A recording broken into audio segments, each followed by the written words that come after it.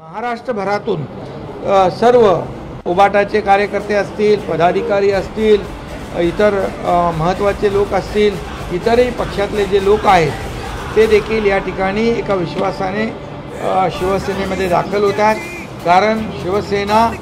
एक सर्वसामान्य माणसाला न्याय देणारी संघटना आहे आणि म्हणूनच या शिवसेनेचा जन्म बाळासाहेबांनी घातला तो एवढ्यासाठी की सर्वसामान्य माणसाला न्याय द्यायचा, अन्यायाविरुद्ध त्याला मदत करायची आणि